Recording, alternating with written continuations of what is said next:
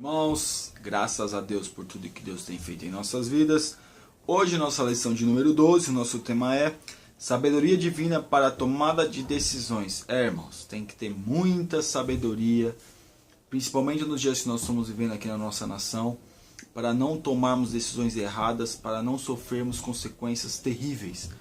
Porque parece que a gente está pisando em ovos, qualquer coisa que pode acontecer pode nos prejudicar e se prejudicar muito. Não está fácil para ninguém, não, irmãos. Mas vamos lá ver como Salomão, como Davi fizeram para poder ter uma certa, vamos dizer assim, um certo jogo de cintura para poder vencer as situações que eles estavam vivendo, já que também viveram momentos difíceis nos seus reinados. Foram reinados prósperos, mas todos nós, meus irmãos, passamos por momentos difíceis também. Nosso texto áureo, que está em Provérbios 2:6, porque o Senhor dá a sabedoria e da sua boca vem o conhecimento e o entendimento. Irmãos, por isso que nós temos que pedir para Deus muita sabedoria para poder lidar com tudo aquilo que está acontecendo nos nossos dias, com tudo aquilo que não está, vamos dizer assim, que está acontecendo na nossa nação.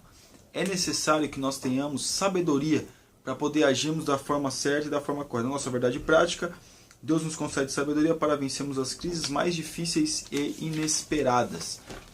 Porque, irmãos, a crise muitas vezes, a gente sabe que alguns prognósticos, algumas coisas que vêm, já estão, vamos dizer assim, são sendo avisadas para nós. Como a gente sabe que o nosso país viveu uma recessão, esse ano vai ser estabilizado, e alguns, vamos dizer assim, os homens, os economistas, eles estão dizendo que o ano que vem já vai começar a ter um leve crescimento, Então a gente já tem vamos dizer assim, uma certa expectativa e também já começamos a ficar mais sossegado, porque agora está instável, então vai ter uma melhor ano que vem, então é uma coisa boa. Mas Deus precisa nos dar sabedoria para nós conseguirmos lidar com tudo isso. Mas aqui em 1 Reis 4, 29 ao 34, diz assim: E deu Deus a Salomão sabedoria, muitíssimo entendimento e largueza de coração, como a areia que está na praia do mar. E era a sabedoria de Salomão maior do que a sabedoria de todos os do Oriente, e do que toda a sabedoria dos egípcios. E era ele ainda mais sábio do que todos os homens, e do que Etã, Ezraíte, do que Amã, e Calcol, Edarda, e filhos de Maol, e correu o seu nome por todas as nações em redor. E disse 3.000 provérbios, e foram os seus cânticos 1.005. Também falou das árvores, desde o cedro que está no Líbano até o ísopo que nasce na parede. Também falou dos animais e das aves, dos répteis e dos peixes. E vinham de todos os povos ouvir a sabedoria de Salomão e de todos os reis da terra que tinham ouvido da sua sabedoria. Irmãos, Salomão, ele teve sabedoria para pedir sabedoria. É engraçado, mas ele teve sabedoria para pedir sabedoria, porque Deus colocou ele, ia levantar ele como rei, numa grande nação que era o povo de Israel, porque as tribos estavam unidas, estavam unificadas. Mas o que ele pede para Deus? Sabedoria para poder lidar com as coisas de Deus. Porque ele podia pedir, meus irmãos, riqueza, podia pedir muita glória, vamos dizer assim, não glória que nem a gente pensa que é para tirar as coisas de Deus, não, mas vamos dizer assim, maior destaque. Pedia, vamos dizer assim, a destruição dos seus inimigos, mas ele não faz nada disso. Ele pede o essencial para a nossa vida, meus irmãos, que é sabedoria para poder lidar com as coisas da vida. E ele pede para Deus sabedorias e Deus concede para ele. Ele fica o homem mais sábio de todos. E as pessoas andavam muito, como a rainha de Sabá, que andou mais ou menos uns 2.500 quilômetros. Alguns dizem até que ela era a rainha da Etiópia, para poder ouvir a sabedoria de Salomão. E quando ela viu o sentar dos seus criados, e quando ela viu o tipo de reino que ele tinha construído, ela disse: não me falaram metade daquilo que eu estou vendo. Então nós vemos, meus irmãos, que Salomão teve muita sabedoria. Claro, cometeu alguns equívocos, como no final da sua vida, teve casamentos ilícitos, vamos dizer assim, quis ter mais do que aquilo que Deus queria dar. Mas o que nós vemos, meus irmãos, é que o seu desejo de fazer a vontade de Deus da melhor maneira possível, Deus viu. Então aqui, na nossa introdução aqui, na lição de hoje estudaremos os últimos dias do reinado de Davi e a escolha do seu sucessor. Veremos que, embora houvesse uma crise familiar e política, Deus estava no controle daquele processo e não permitiria que um usurpador assumisse o reinado.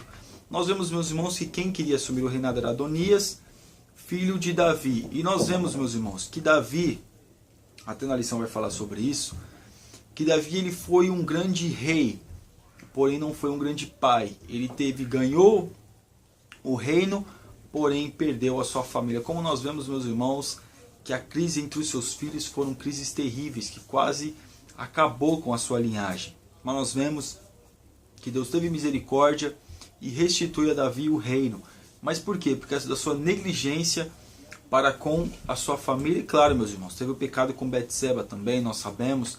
Mas tudo isso contribui para que as coisas que não precisavam acontecer, acontecessem. E aí, meus irmãos, nós vemos a falta de sabedoria de Davi. Mas aqui no final, né, nós vemos que ele acaba, já tinha falado para Betseba que o filho dela que seria o rei, que é Salomão, e ele constitui rei, mas Adonias que é o trono. A velhice do rei. Davi já estava com uma idade bem avançada e ainda não havia escolhido seu sucessor.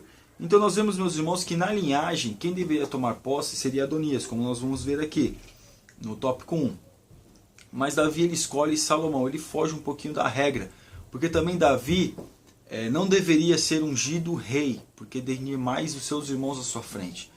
Mas Deus, que é um Deus poderoso, que é um Deus que vê o coração, e não viu uma bondade no coração de Adonias, mas sim viu na de Salomão. Mas aqui parece que ele foi disciplinado por isso, passou por cima de todos para conseguir aquilo que desejava. Então nós vemos, meus irmãos, que praticamente Adonias ele pega o exemplo dos seus irmãos para passar por cima de tudo e de todos, não tinha comunicado ao pai para poder ser rei. O pai ainda vivo, com pouca força, peraí. E tinha o profeta também que estava ao seu serviço, que também era autoridade, que vamos dizer assim, era a voz do rei. O que aconteceu? Brecou Adonias e deu o reino para Salomão. Adonias e os valentes de Davi, o sacerdote Zadok, o profeta Natã, os valentes de Davi, não apoiaram a atitude de Adonias. Então nós vemos, meus irmãos, que ele não teve um apoio. Ele conseguiu alguns apoios, outros não. Mas Davi foi muito sábio para poder reverter essa história e não causar um problema como ele havia tido no passado. E aqui, isso nos mostra que Davi em algum momento já teria mencionado aos seus valentes que Salomão seria o seu sucessor. Já estava aberto para todos, para muitos, que Salomão seria o sucessor de Davi, mas Adonias quis passar à frente vamos dizer assim, daquilo que o seu pai tinha colocado e quis se constituir rei. Ele, vamos dizer assim, é que uns homens hoje, irmãos, eles mesmos se ungem a pastor, eles mesmos se ungem a evangelista, a presbítero, a diácono não, né? E nem presbítero porque é muito pouco, mas principalmente a pastor. E alguns estão surgindo a bispos e alguns estão surgindo a apóstolos. Eu tenho que, só para ficar entre parênteses, mas é isso que nós vemos. A atitude da sua mãe em meio à crise. Betseba, meus irmãos, teve um papel importante aqui na sucessão do reino. Quando ela viu que estava tudo preparado para Adonias tomar posse, ser o rei, ela praticamente vai, fala com Davi, fala, mas você não falou que seria o Salomão? Agora, mas como? Davi também não sabia. Mas como isso está acontecendo? Como que pode isso acontecer? E aí Davi, ele toma atitude e já unge Salomão, que vira rei. Mas aqui, eu queria ler até a última parte aqui. Antes de sua morte, Davi deu sábios e importantes conselhos ao seu filho Salomão. Certamente não queria que este cometesse os mesmos erros que ele, depois de aconselhar o rei Davi, partiu a estar com o Senhor. Davi partiu para estar com o Senhor. Então, Davi, antes de morrer, ele coloca toda a sua experiência e passa para Salomão não cometer os mesmos erros. Como é bom, meus irmãos, nós aprendermos com os nossos erros. Como é bom nós, vamos dizer assim, aceitarmos as nossas falhas, aceitarmos os nossos erros e, vamos dizer assim, e reverter a situação que nos advém ou muitas das vezes que está colocada para nós. Mas nós vemos o que? Davi, ele reconhece e ele dá sábios conselhos a Salomão. Claro, meus irmãos, como nós falamos, no final Salomão ele se afasta daqueles desígnios ao qual ele tinha aprendido com o seu pai. Mas Davi, mesmo assim, o dá e o ensina acerca daquilo que ele tinha errado, onde tinha errado ao filho. Vai por aqui, o pai errou aqui, mas você vai por aqui, que aqui é o melhor. Esse é o conselho, porque se você fizer assim, vai acontecer isso. E às vezes a gente despreza os conselhos das pessoas mais velhas e principalmente dos nossos pais. É necessário, irmãos, que nós venhamos ouvir e aceitar o conselho dos nossos pais. Salomão busca sabedoria para reinar, um novo rei. Salomão amava ao Senhor, por isso procurou obedecer aos estatutos de seu pai e à lei de Moisés. Depois de ser coroado, subiu até Gibeão e ali ofereceu a Deus o seu sacrifício. Nós vemos, meus irmãos, que Salomão, acredito que ele já tinha até uma noção daquilo que era as leis de Moisés, porque eu creio que também que ele foi, vamos dizer assim, ensinado muito cedo acerca disso. E ele se aperfeiçoou acerca daquilo que era da vontade de Deus, das coisas do Senhor. Então ele se vai aprimorando aquilo que o Senhor deixou para ele, que o seu pai, no caso, deixa para ele. Mas o que nós vemos também, meus irmãos, é que Salomão teve uma experiência marcante com Deus de seu pai. Então Salomão agora estaria tendo as suas próprias experiências com Deus. Ele aprendeu e agora deveria colocar em prática. Quantas experiências nós não adquirimos?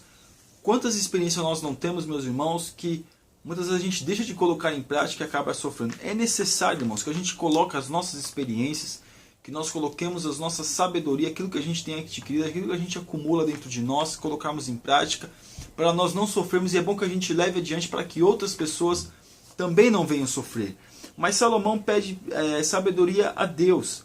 Então Salomão, como nós falamos no começo, ele teve sabedoria para pedir sabedoria. Então ele pede para Deus sabedoria para poder fazer aquilo que era da vontade de Deus. Olha, irmãos, como está faltando pessoas sábias nos nossos dias de hoje. Até as pessoas mais velhas, que antigamente, nós vemos que o povo antigo, eles viam uma pessoa mais velha viva como uma biblioteca, ou seja, uma fonte de conhecimento.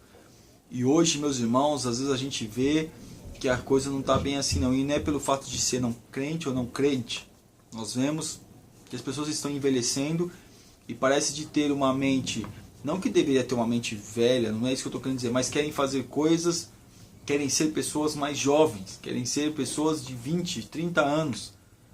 Isso não é sabedoria, irmão. Sabedoria é você aceitar a sua condição, é você aceitar a sua idade e você passar para o próximo, ou para o povo, ou para si mesmo, aquilo que aprendeu. Isso se chama maturidade, colocar em prática as suas experiências, porque isso, nós fazendo isso, nós vamos adquirir sabedoria. Imagine, meus irmãos, Salomão agora tendo essa oportunidade de pedir para Deus o que ele queria. E ele pede para Deus, meus irmãos, aquilo que vai, vamos dizer assim, criar caminhos. O que é? Sabedoria. Sabedoria, ele cria caminhos, se faz caminhos para quê? Para que outras pessoas venham, para poder crescer o reino de Deus, para poder crescer o povo ter uma economia estabilizada, para o povo ter uma identidade, vamos dizer assim, posso colocar religiosa. Para quê? Para poder servir ao Senhor. Então ele diz, Senhor, me dá, porque esse povo é muito grande, são várias mentalidades, várias pessoas.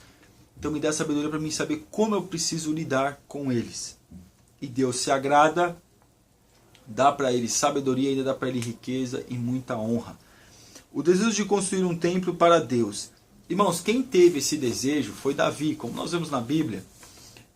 No livro de... nós vemos aqui, no livro de Reis, de Samuel, de 2 Samuel, que Deus ele dá, Davi ele tem o desejo de construir o templo, ele faz o desenho do templo, mas Deus não permite que ele construa o templo porque as suas mãos eram cheias de sangue. Então o que ele faz? Ele fala para Salomão, eu não construí, mas você vai construir o templo. E que templo magnífico que Salomão constrói. Uma das 7 maravilhas do mundo antigo, um templo belíssimo, um templo luxuoso. Luxuoso no sentido de vamos dizer assim, de boniteza, de beleza, e poderia ser luxuoso mesmo, porque é para Deus, irmãos.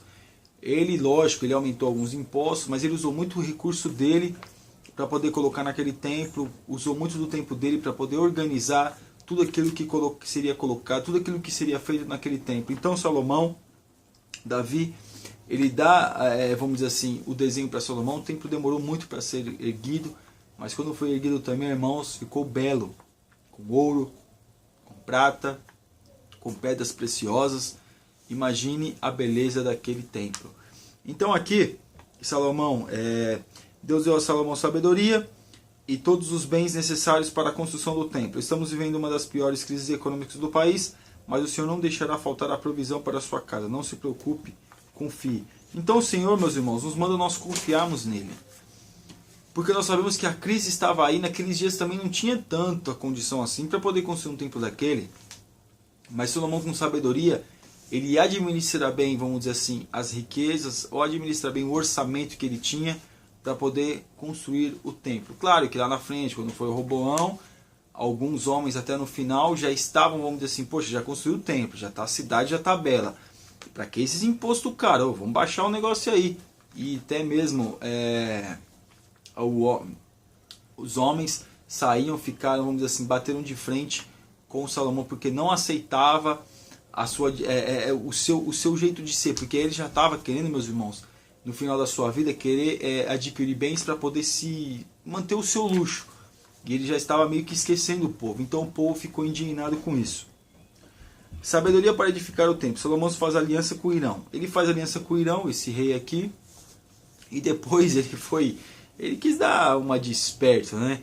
Porque depois ele vai dar umas terras para Irão, terras que não tinha, vamos dizer assim, valor nenhum. O que Irão fala? É isso que você dá, irmão meu? E ainda chama de terras de Cabul. Ou seja, que não tem, não vou dizer, usar vamos dizer assim, um linguajar, mas como quem diz, isso aqui você viu o que para mim? Você me dar umas terras melhores, uma terra que desse para mim poder ter uma melhor condição, mas ele dá terras que para ele Salomão não servia a nada. Então Salomão ele acaba instigando até o descontentamento do rei Irão, porque o Irão, meus irmãos, cortou muita madeira e atravessou muito no rio para poder edificar o templo. Então veja que Salomão ele teve sabedoria, mas ele também quis dar uma despertinho acerca do rei Irão, e o Irão ficou muito assim indignado com a sua atitude, com a sua postura. A construção do templo. Muito do ouro e prata acumulados pelo rei Davi foram destinados à construção do templo. Então nós vemos, meus irmãos, que Davi já existia uma doação de livre e espontânea vontade de Davi. Aí você vai dizer, mas isso é dinheiro dos impostos. Claro, mas quem administra os impostos que foi aplicar nas coisas de Deus, que foi aplicar no templo do Senhor. Então, quando Davi ele já dá aquilo que ele deveria dar, ou além daquilo que ele deveria dar, o que acontece? As pessoas veem vamos dizer assim, o seu exemplo e também contribuem. Então nós vemos hoje, irmãos, que nós temos que ser exemplos, nós queremos uma coisa melhor, sabedoria, entendimento das outras pessoas que estão à nossa volta, nós temos que fazer da mesma forma, ter sabedoria, ter entendimento para podermos fazer a diferença. A Arca da Aliança. Salomão trouxe a Arca da Aliança, que estava no tabernáculo antigo, para o local onde ele haveria de edificar. Ele sabia que a Arca representava a presença de Deus entre o seu povo, agora ele haveria de ficar entre o povo e não mais em um lugar provisório. Atualmente não precisamos de uma arca ou algo parecido para sinalizar a presença de Deus. O Senhor se faz presente pelo seu Espírito Santo que habita o seu povo. Então, meus irmãos, a Arca da Aliança, como nós sabemos, é um simbolismo acerca da presença de Deus. Mas hoje, pela infinita misericórdia do Senhor Jesus, nós não precisamos mais da Arca da Aliança. O Senhor está nos ajudando em todos os momentos, nos auxiliando, nos direcionando. Então é necessário, irmãos, que nós tenhamos sabedoria, porque sabemos que as coisas não estão fáceis. E nós vemos o exemplo de Davi, vemos o exemplo de Salomão, ensinando, falando acerca das coisas do Senhor. A nossa conclusão, aprendemos com a lição de hoje que Deus abençoou e prosperou Davi e o seu reino. Embora ele tenha enfrentado muitas crises, mas Salomão recebeu a dádiva da sabedoria e o seu reino foi ainda maior e mais próximo. Ele teve o privilégio de usar sua sabedoria para construir a casa do Senhor, um lugar de adoração ao Senhor, que contribuiu também para fortalecer a unidade nacional. O Pai Celeste também deseja dar a você sabedoria para viver uma vida santa e vencer as crises que surgirem em sua caminhada. Então, nós temos que fazer a vontade de Deus. Nós temos que pedir as coisas para Deus. Às vezes as pessoas, meus irmãos, pedem as coisas para Deus, mas às vezes não sabem o que está pedindo. Por isso que Tiago fala que nós temos que saber pedir. Então, se nós temos que pedir alguma coisa para Deus, meus irmãos, nesse momento, é sabedoria. Porque as coisas estão tão difíceis à nossa volta, ao nosso redor, que parece, meus irmãos, que a gente não tiver esperto, não tiver antenado, não tiver conhecendo, a gente vai ficando e vai se envolvendo com essas coisas. Então Deus é um exemplo para nós, Salomão, pedindo para Deus sabedoria. Claro, não é um exemplo para nós no fim da sua vida. Teve 700 mulheres e 300 concubinas. Ele fez muitas alianças para poder crescer o reino. E claro, meus irmãos, é louvável até um certo ponto. Porque se nós fôssemos ver o que preço que ele teve que pagar, era melhor ele ter ficado mais humilde. Mas o que nós vemos é ele aplicando a sua sabedoria no primeiro episódio, quando ele mandou cortar o filho em dois, que a mulher dormiu sobre seu filho, ele morreu, e aí ela passou seu filho morto para outra, pegou do vivo, aquela bagunça toda, e ele falou, não, quer saber de uma coisa? Corta a criança no meio, da metade para cada um. A mãe, claro, a mãe sempre sente mais, falou, não, então dá para ela. Vai matar a criança, não, dá para ela. E aquela que não era a mãe falou, não, corta mesmo e dá, nem para mim nem para você. E aí Salomão entendeu que quem era a mãe era aquela que estava pedindo para que o filho fosse dado para outro. Então nós vemos, meus irmãos, que a sabedoria de Salomão, ela foi edificante, ela é até nos dias de hoje para nós. Então nós temos um exemplo de como pedir para Deus sabedoria, meus irmãos, para podermos administrar aquilo que o Senhor colocou nas nossas mãos, administrar as situações que nós vivemos, não ficarmos, vamos dizer assim, não vou dizer despreocupados, mas eu vou colocar como, vamos dizer assim, a pessoa fica muitas vezes desesperada em meio a situações. Não fiquemos, porque Deus está no controle. Amém, meus irmãos? Que Deus abençoe os irmãos, fiquem na paz, Deus abençoe.